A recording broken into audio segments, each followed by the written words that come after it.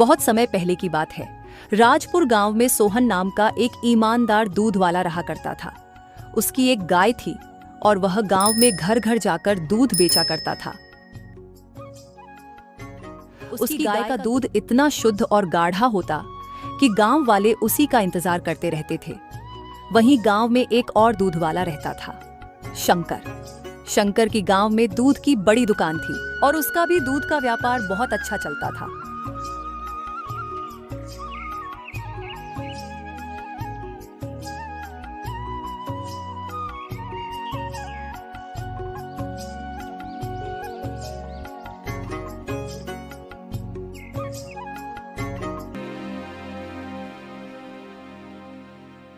अरे राधा, सुनती हो? जल्दी से बाल्टियां दे दो, सूरज निकल आया है। पूरे गांव में दूध देने जाना है। आज पता नहीं इतनी देर कैसे आंख लग गई। बाल्टियां पहले ही तबेले में रख दी हैं, अब आप बस दूध निकालना शुरू कीजिए।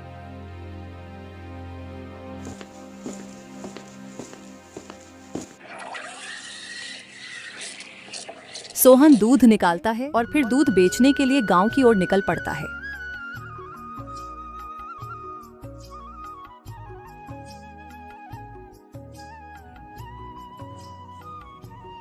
दूध ले लो, शुद्ध और गाढ़ा ताजा ताजा दूध ले लो।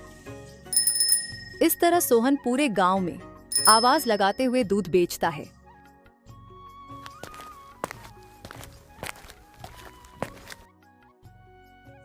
अरे सोहन बेटा, जरा 1 किलो दूध देना।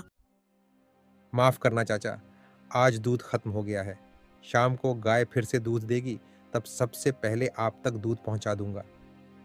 ठीक है बेटा, डॉक्टर ने दवाई लिखी है, दूध के साथ ही लेनी है, जल्दी लाना। ठीक है चाचा जी। सारा दूध खत्म हो जाने के बाद सोहन घर के लिए निकल पड़ता है। तभी रास्ते में बहुत तेज बारिश शुरू हो जाती है। सोहन अपनी दूध की केन के साथ एक पेड़ के नीचे खड़ा हो जाता है और बारिश के रुकने का इंतजार करता है। थोड़ी देर बाद बारिश बंद हो जाती है और सोहन घर के लिए निकल पड़ता है।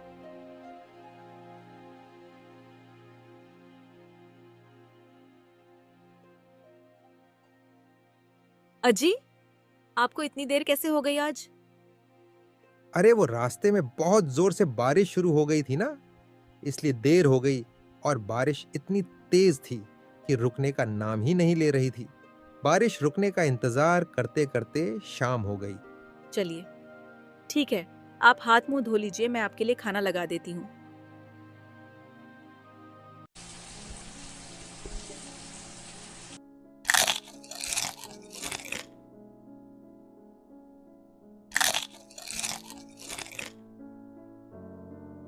सुनो राधा, मैं थोड़ी देर आराम कर लेता हूं, तुम गैया का दूध निकाल लेना। रामू काका को दूध पहुंचाना है। उनको डॉक्टर ने दवाई दूध के साथ लेने को बोला है। चलिए ठीक है, आप आराम कीजिए।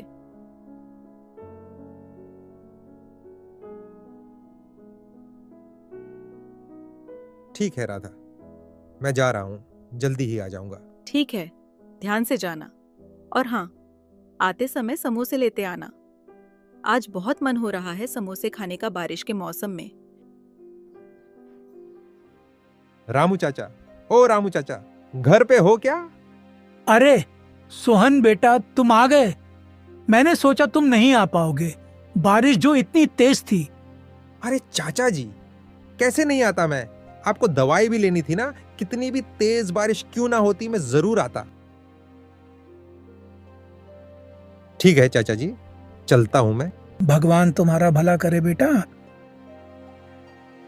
सोहन रामू चाचा के घर से निकला ही था, तभी उसे अपनी पत्नी की बात याद आती है कि उसने समोसे मंगाए थे और समोसे लेने के लिए वह बाजार की तरफ चला जाता है। भैया, 4 समोसे पैक कर दो। सोहन समोसे लेकर अपने घर की तरफ जा ही रहा था कि तभी मालती उसके पास आती है और कहती है, क्या बात है सोहन भैया, आजकल तो बहुत पैसे छाप रहे हो। नहीं मालती बहन, भगवान की दया और आप लोगों की मेहरबानी से गुजारा हो रहा है। अच्छा, सुना है सरला का बेटा पिछले कुछ दिनों से बहुत बीमार चल रहा है और डॉक्टर ने कहा है कि मिलावटी दूध की वजह से ये सब हुआ है और गांव में बहुत सारे लोग भी बीमार पड़ रहे हैं। कहीं ये कमाल आपके दूध का तो नहीं? नहीं नहीं मालती बहन, मैं भला ऐसा क्यों करूंगा। जो मालती ने बताया, सोहन उस बारे में सोचते सोचते घर आ जाता है। आ गए आप? बहुत देर कर दी आने में। भाग्यवान, तुम्हारे लिए समोसे लेने चला गया था, इसलिए देरी हो गई। अच्छा, समोसे ले आए? चलिए खाते हैं।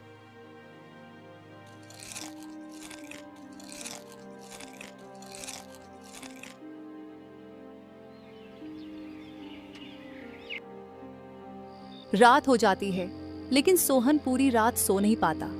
बार बार वह बात उसके जहन में आ रही थी। मैंने तो आज तक दूध में मिलावट करी ही नहीं, हमेशा ईमानदारी से अपना काम करता आ रहा हूँ। फिर आखिर ये कौन कर रहा है, मैं इसका पता लगा के ही रहूंगा। सोहन सोचते सोचते पूरी रात बिता देता है। तभी उसे शंकर का ख्याल आता है, जिसका गांव में दूध का बड़ा व्यापार था। ये काम उस शंकर का हो सकता है। जो भी हो, आज मैं पता लगा के ही रहूंगा। मेरी बेवजह बदनामी हो रही है। सोहन सूरज उगने से पहले ही घर से निकल जाता है और सीधा शंकर के तबेले में पहुंच जाता है। वहां जाके वो एक पेड़ के पीछे छुप जाता है और जो देखता है उसकी आंखें फटी की फटी रह जाती है। अच्छा, तो ये माजरा है। अरे शंकर भैया, ये क्या कर रहे हो? अरे सोहन, ये मेरा काम है, तुम इसमें मत पड़ो। तुम्हारे दूध से लोग बीमार पड़ रहे हैं। गांव वालों के साथ धोखा करना बंद करो, वरना मैं सबको बता दूंगा। अरे जा जा, तुझसे जो होता है कर ले। शंकर सोहन का कहना नहीं मानता है।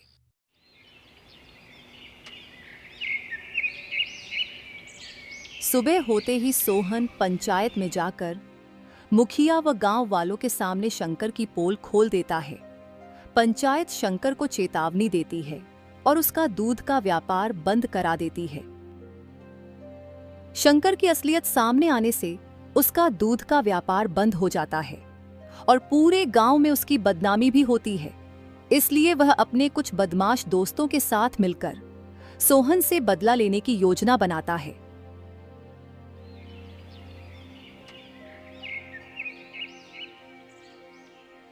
अरे ओ दूध वाले, तूने आज जितने भी पैसे कमाए हैं सब मुझे दे दे। अरे भाई, आज कुछ खास कमाई नहीं हुई है। ठीक है, आज जाने दे रहा हूं।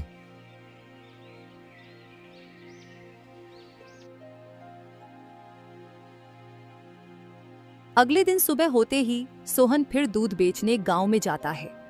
वह घर वापस आ रहा था, तभी वही बदमाश लोग उसका फिर रास्ता रोक लेते हैं।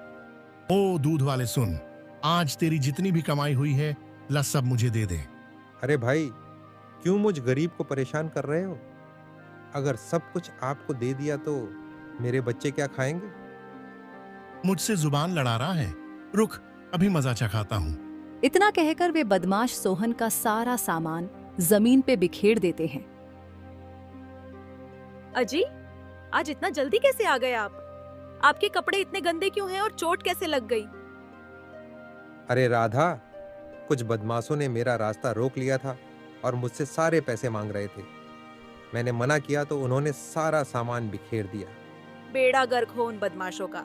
हम गरीबों का पैसा लेकर पता नहीं उन्हें क्या मिल जाएगा। क्यों ना हम इसकी थाने में FIR कराते हैं। सोहन और राधा थाने में जाकर उन बदमाशों की रिपोर्ट दर्ज करवाते हैं और थानेदार उन बदमाशों को गिरफ्तार कर लेता है। कुछ समय बाद शंकर थाने में आता है और थानेदार को बहुत सारे पैसे का लालच देता है, जिससे थानेदार का ईमान डगमगा जाता है और वो उन बदमाशों को छोड़ देता है। उस सोहन के बच्चे को बहुत ज्यादा परेशान करो और उसे घर से बाहर फेंक दो।